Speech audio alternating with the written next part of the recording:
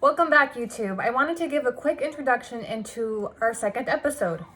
As some of you may know from TikTok, after sharing my story on TikTok, a law firm from Los Angeles caught wind of it and they reached out to help me. They have taken on my case and they are helping me apply for a Uvisa, although I have signed a deportation order. In this next episode, I went live on my TikTok just yesterday, and some of you missed it, unfortunately, but we covered a lot of great information. A lot of questions were answered. This was legal advice from an immigration attorney who was licensed, experienced, and has also worked as an ICE attorney in the past. The law firm that is helping me with my case is called Global Immigration Group, located in Los Angeles, California, and they have attorneys spread out through the US. So this next clip, you will get a rundown of what we discussed. We covered many topics from the U visa. What is the U visa? What are the requirements? What is a qualifying crime? What happens if you've been deported? Is there a statute of limitations on deportation orders? I mean, we covered so many great things that can really answer some great questions for people who may be in a similar situation. So it's going to be audio only for time's sake. I wanted to get this up and going quickly for you guys. I edited all the stuff that was background noise as best as I could so I can keep this short and informative for the people who are seeking immigration advice and direction for someone who may be in a similar position. So here it is. Enjoy. We have lots of questions that people have sent in, but I mostly want to start it out with just kind of like a basic rundown of what we're doing with my case, because a lot of people have been kind of intrigued. I've been intrigued because I thought, signing a deportation order meant that was final. So I wanted to just, if you could give them a layout of what we are doing and what the qualifications are for the U visa, what is the U visa, and take it from there. Of course, of course. So what we're doing for your case, we're going to be doing a U visa application. Now, a U visa is if you have been a victim of a certain crime. Now, it all depends. That's the key there is a certain type of crime. And the type of crimes that immigration will recognize, there's a long list. So it's really case specific. Now, there's certain steps to the U visa process, meaning if you're a victim of that crime, we first need to reach out to the police department where the police report was made, and they need to sign what's called a U certification. It's basically they are confirming that you were a victim of that crime that you reported, and they need to sign that document. Once we have that document, we put a packet together explaining to immigration how you were a victim of that crime. So that's, the type of crime is one requirement. Another requirement is that for being a victim of that crime, you have suffered, and it's very likely that you're going to continue suffering in the near future. And suffering, that means a number of things. That means physically you suffered and mentally you suffered. And unfortunately, we see with a lot of my clients is that, they suffer from PTSD, they suffer from a lot of other mental issues because of the victim of the crime that they were. So those are some of the requirements. So once we send that over to immigration, we send the entire packet over. If it's granted for the U visa, then you get a work permit and eventually you can apply for residency. Now, I want to chime in specifically how your case is special with the U visa, because you really make a great point that a lot of people think, I have an order of deportation. I can't do anything, like I'm out. There's nothing to be done.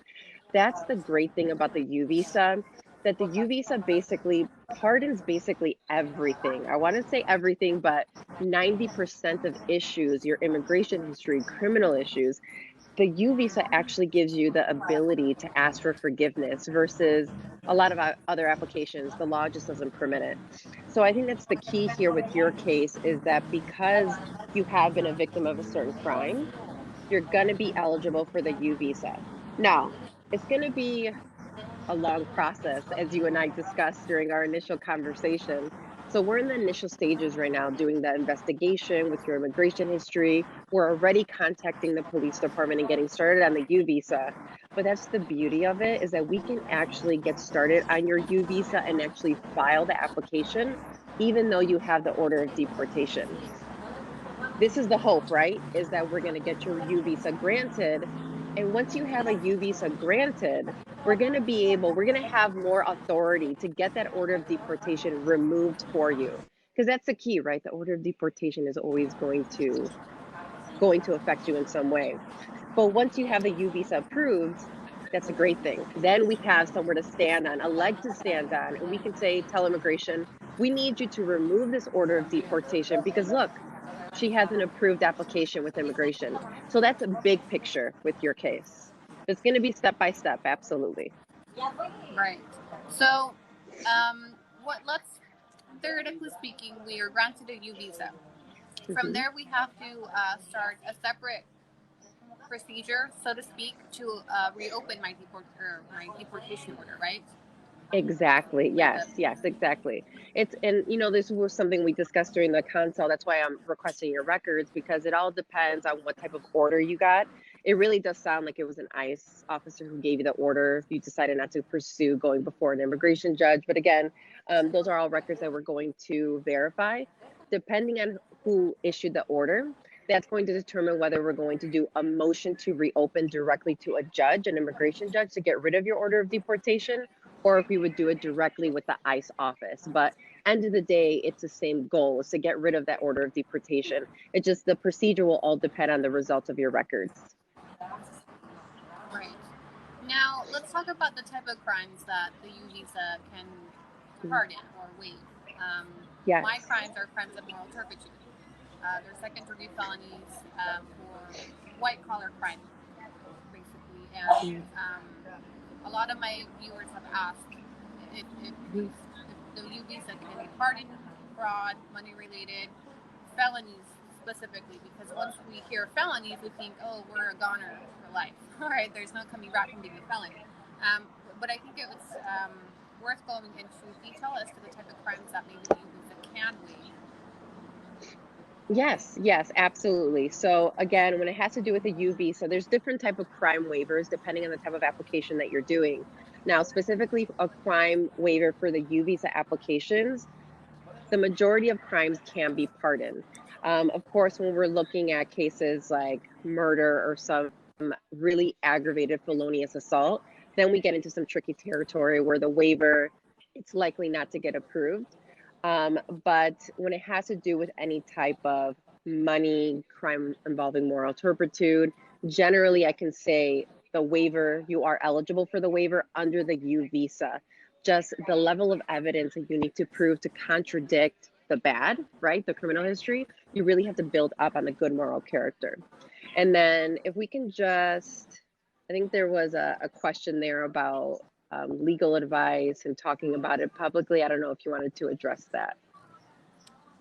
Yeah, so they're probably referring to the client attorney confidentiality. So Yeah, in my case, I'm pretty open about it. We won't be yeah, going into details about the crime exactly. and things that I'm Yeah, I just wanted filing to on. clear that up for your viewers. Yeah, Yeah. perfect. Thank you so So, much, Annie. but the general information I think is good to shed light on, and I don't think it jeopardizes much. As I mean, I've been pretty transparent with Mhm. how I got to where I'm at. Um, Yeah, but I absolutely. think it could really help people in a similar situation because I truly didn't think I had any way to even petition. You know, Hmm. there's so many loopholes and I mean technicalities that attorneys know about. Hmm. So that's why I thought it was helpful to bring it to the platform and just kind of Yeah. brush the surface on what we're doing, how we're doing it, and the process, the qualifications that the UVisa can cover, and what it could possibly do for other people.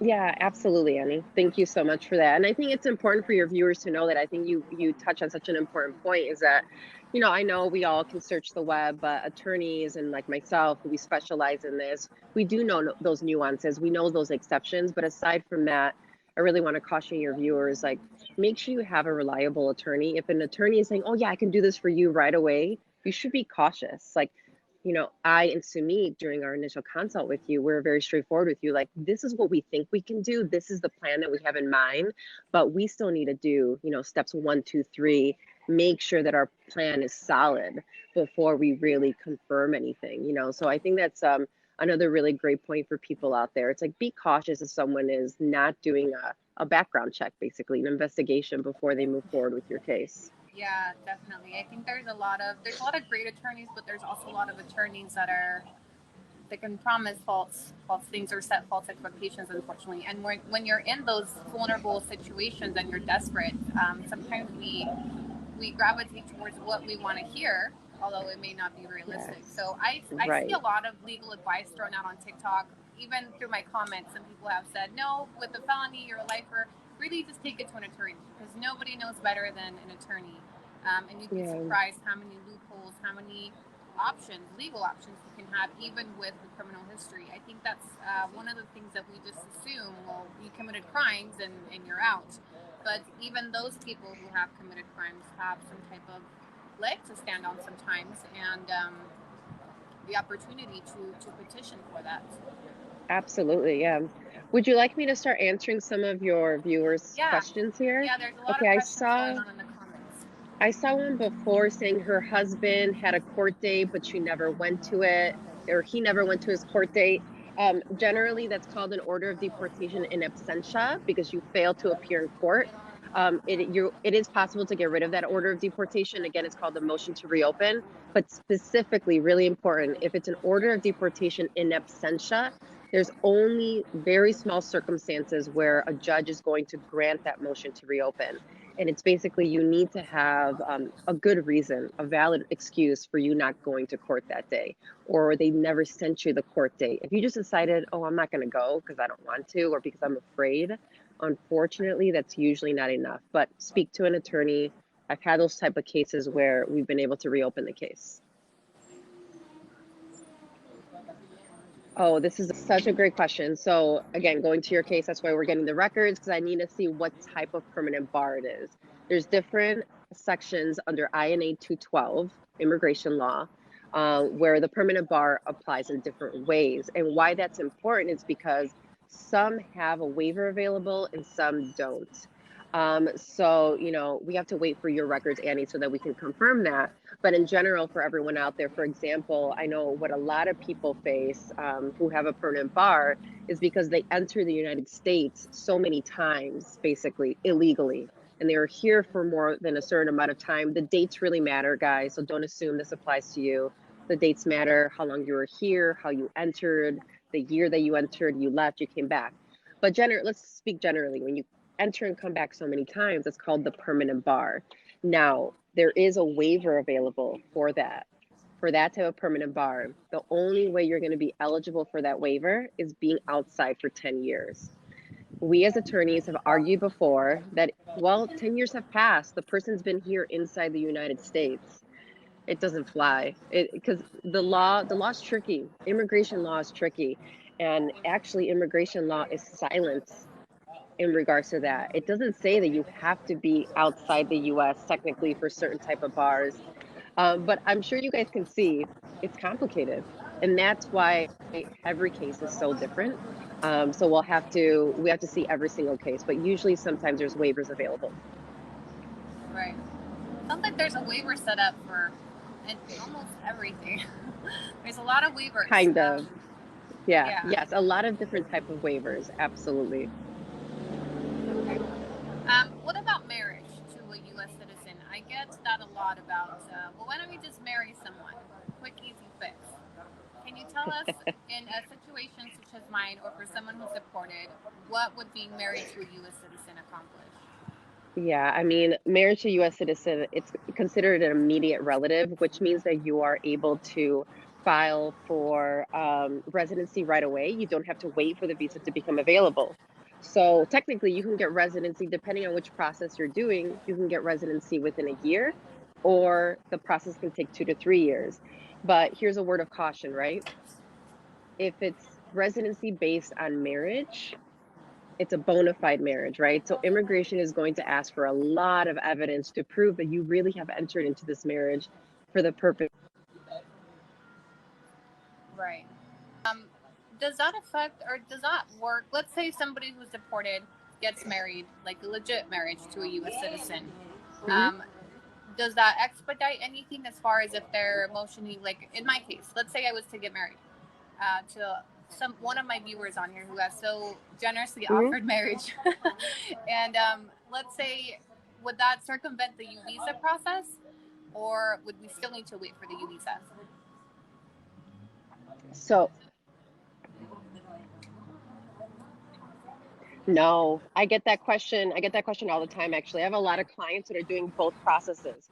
They already have the U visa pending, and then during the U visa pending, because it takes years with immigration, they get married. They can file the residency at the same time. There's absolutely no issues with that. They're asking, is there a time limit on being able to petition to reopen a deportation case?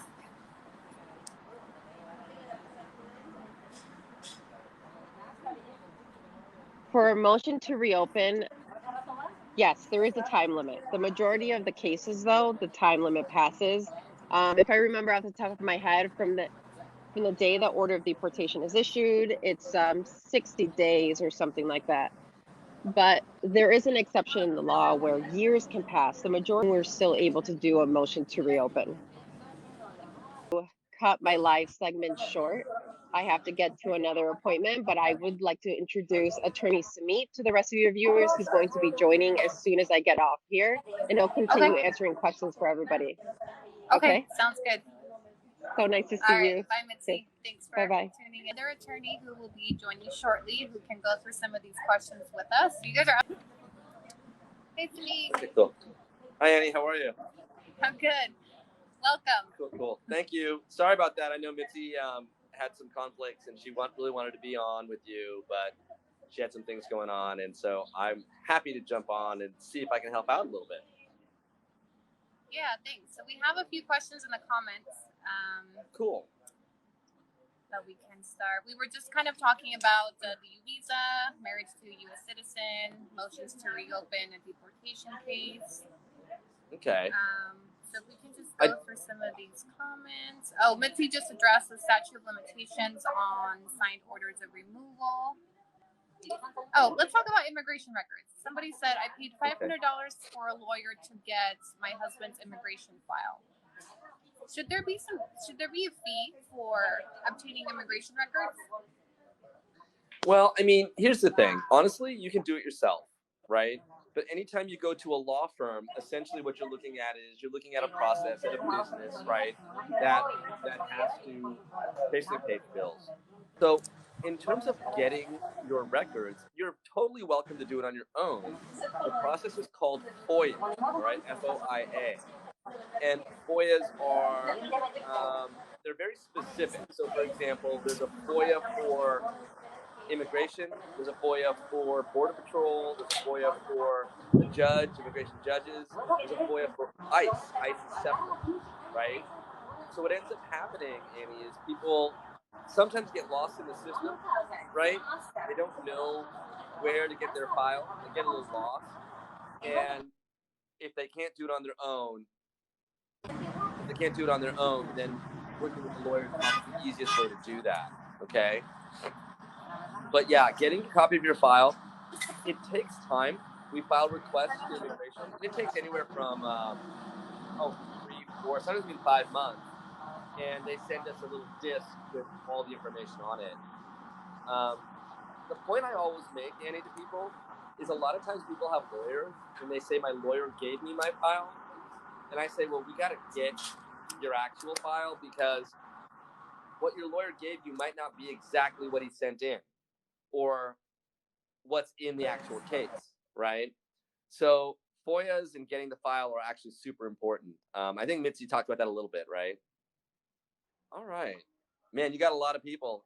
They like your story. And I have to admit, stuff you put on the internet's really good because you have a very positive take on sort of the whole on life in general. Now that's always a good thing, but learning about this process, you've done a lot of work and investigation, learning about what you went through, learning about how immigration works, learning. Can I apply for a U visa from Mexico? Yes, you can. That's exactly what I am doing right now. So yes, you can, and you should. You're back. Hi. I'm back. Technical difficulties. Sorry about that. It just went on and on. That's okay. All right, cool. Well, there's so many questions flowing through here, and I thought I might just grab one and answer it, Andy. Is that okay? Just that notice to appear with date, time, location. I think Soy Cecilia 0726 has noted that a couple times. Yeah. So Annie, that's actually a very specific thing. It's a court case called Matter Perea, and the Supreme Court came out with a decision I think called Chavez a little while back. Mitzi's actually really a pro at these ones, but essentially, it is an error to not have the notice to appear, date, time, and location all put on the same page. Now, it's very complicated. You have to talk to a lawyer about it because you have to show there was an error and show there's a prejudice to you. So, is it a legal issue? Yes, but I mean, it's not like no problem. We can fix your case. You do whatever you want. I mean, it's one of those things that's kind of complicated, and we use it for our clients when we can find a way to get them some other benefit. So, by all means, it is something. And if Cecilia has an issue, I mean, she should definitely take her paperwork. You know, I can see it. Anybody can look at it. You can even do it on an email and see if there's a way to kind of unlock something. You know what I mean, Annie? Like it's not just oh, I'll do this for no reason. You want to unlock it to get a benefit, like to take away the deportation or get her thrown out of court. You don't want her to be in court anymore, right? So we have to look at what it is and then see what it might give us. Here's another good one. I'm in the process for a U visa and had to leave to Mexico for an emergency. Will my case be lost? So it's a no, specifically no. The courts have said that U visa applicants can wait outside the United States. The problem would be if you left without a travel document, then you're not going to be able to come back. And I think the key would be when that U visa was filed, where it is in the process. Because if you come back again, you might have a new violation, right? Any border issue is a new violation. And we're very careful with those because of the waiver, right? We have to, whenever we file a U visa, we have to list in it all the waivers and the problems. And so if you leave and go back again, it kind of creates another problem. So definitely need to talk to a lawyer about it, the lawyer who filed for you. And maybe get an update from them on the timing, because that would be kind of key, right? Yeah, that's a tough one. So you guys represent people in all 50 states, right? Yeah, we do. We do people everywhere. I mean, I've been doing this for like 20 years, and I've had clients all over the country.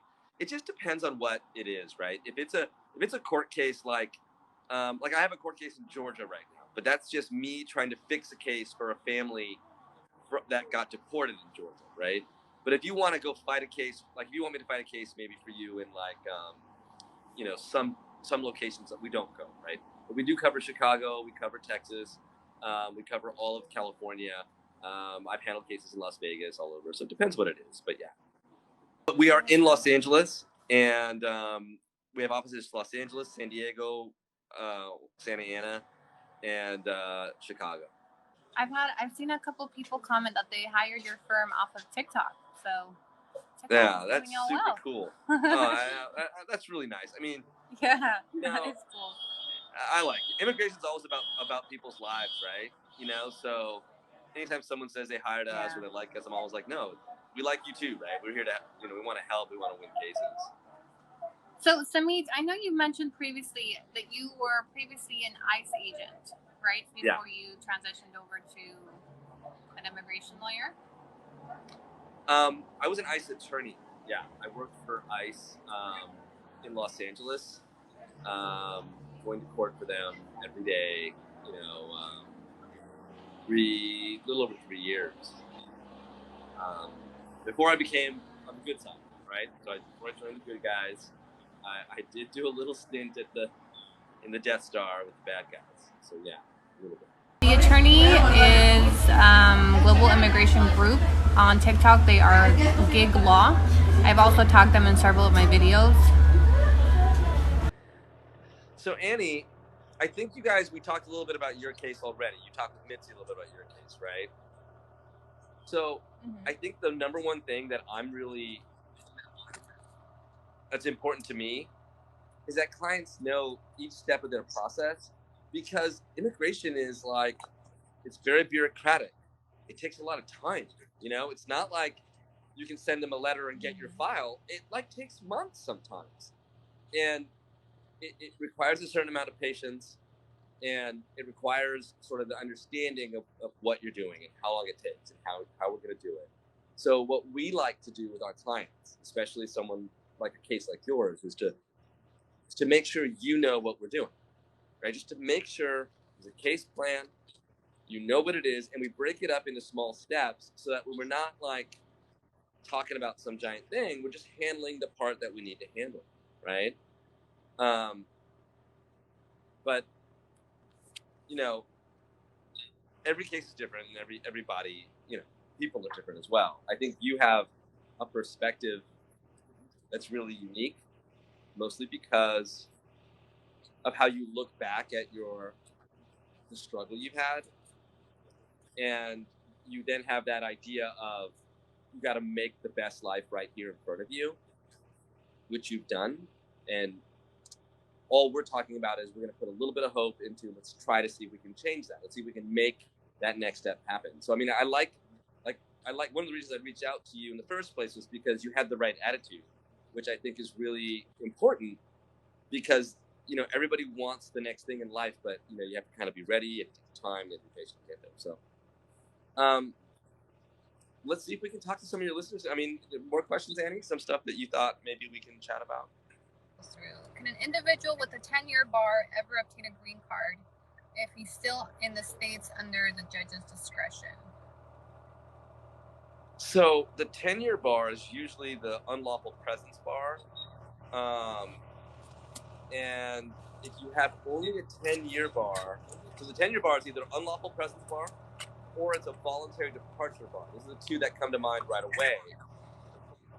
A deportation, but he's in the States with the judge discretion. Okay. So there's two different ways to get waivers on those bars. So one of them is the 601A process, which we file for individuals who are going to get a green card from marriage, and they have a parent or a citizen who's a parent or a spouse who's a citizen or resident. Okay, that's to get the waiver of the unlawful presence bar. So 601A. Obama changed the process, so we filed that case in the United States, even though the final step is overseas in Mexico. So the answer to that question is possibly, and again, I would want to see what their 10-year bar is, how do they believe they have that, and if their case is admin closed by the judge, that's a good thing. You want to do all the things you can while the case is closed, meaning file the green card request, step one, file the waiver, and then finally end up at step 3, which would be an interview on a family case. Okay? If it's a voluntary departure bar, you cannot. You have to wait 10 years. There's no other way. You have to wait 10 years. So that, you know, everything's case specific, but I try to give answers based on like what I'm kind of seeing. You know, I'm not sure exactly what happened in this guy's case. Yeah, I think that's the important thing to know, is that everything is so case specific that it's hard to really answer, you know, questions individually, because everyone's case is so different and there's so many different, you know, circumstances, factors, that the best thing we can really advise is to set up a consultation. Simi, does your law firm offer free consultations? Yeah, we do. We do free consults, and we actually have about 4 attorneys that are senior attorneys like me doing the consults. You know, Mitzi's one of them, and then Val and Keith. And essentially, we just talk to people, figure out what they've got to say. And a lot of times it's to look into some of the details of the case, because I think you probably know this too, Annie. Like, it might be one thing if an ICE officer said something to you, but it's different based on what the paper said.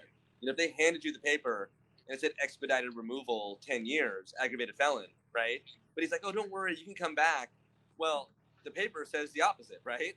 And so for me, those details always matter. So every case, it's about the details.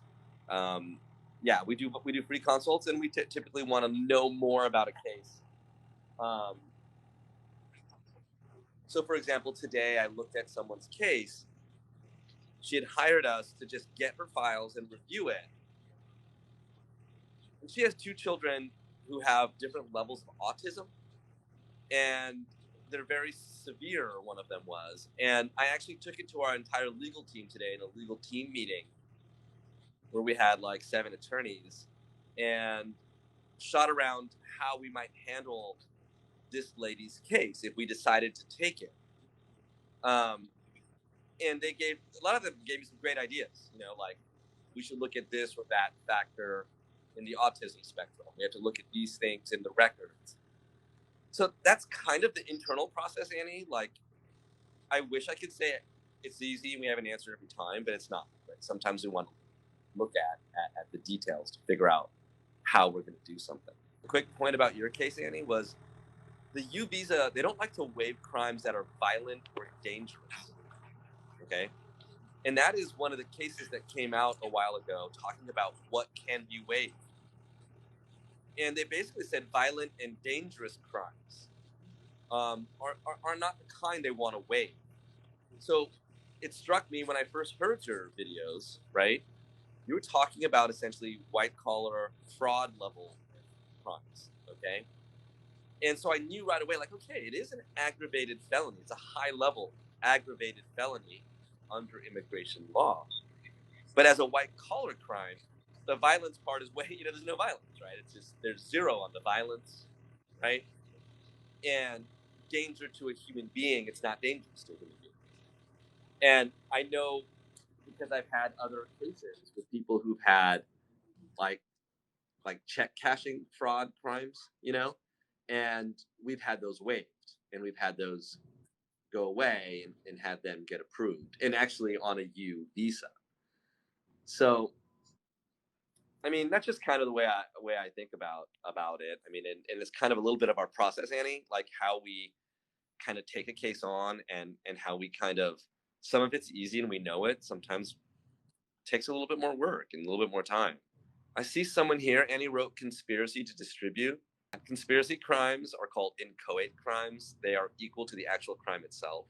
So if conspiracy to distribute a controlled substance, it's going to be a drug trafficking crime, the same as actually doing it. So conspiracy crimes are generally equal to the crime itself. So I've seen a lot of comments and I've gotten a lot of questions about domestic violence crimes and if they qualify for Uvisa. How severe or do the crimes have to be for them to be considered or accepted as a qualifying crime for a Uvisa? Okay, good question, Annie. So, victim of a crime, right? So the number one thing is, being a victim of a crime means there needs to be a record of you being a victim. And that's the worst and saddest part about domestic violence, right? It's a circle of domestic violence, and oftentimes people don't report it. So the first thing I want to say, Annie, all of us have been through hard times. If you're the victim of domestic violence and you're listening to this, I mean, reach out and get help. I mean, get help. Annie talks about this kind of stuff a lot, about, being a mom and standing up for who you are and recognizing when you need to make a change for yourself. So the first thing with domestic violence is I always tell people, like, I'm a man, right? I mean, typically sometimes people don't want to talk to me. I understand that as well, but go get help. And the other thing is, you'd be surprised, Annie, that people are victims of domestic violence from being harmed physically to emotional and mental distress. Living in an environment where you are oppressed or put down or belittled continually, or maybe even embarrassed or threatened, or I'll get you deported, or I'll report you to the police, or ICE is going to come for you. Unbelievable, but I mean those kind of comments have worked for us in VAWA cases. VAWA is Violence Against Women Act, where people are married to citizens or residents, and they're the victims in the relationship. Okay, so the VAWA cases were able to use, emotional and mental harm as an actual element of abuse.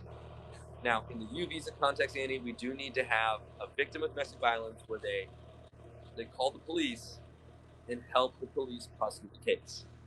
Okay, and that is kind of the harder part. Making the phone calls hard. following through is hard. And I have seen police reports where it says at the end, victim refused to, identify on follow-up, after follow-up, the victim refused to come to the station, victim refused to help prosecute the crime, victim refused to help identify her assailant. And that can be, that's part of that being in that relationship, right, Annie? I mean, it's part of that kind of that fear, but that's the first thing. You got to report it, and you got to help the police. If you do, that leads us into the Uvisa sort of realm, right? What did you do? How did you do it? And what the police would think of it as well.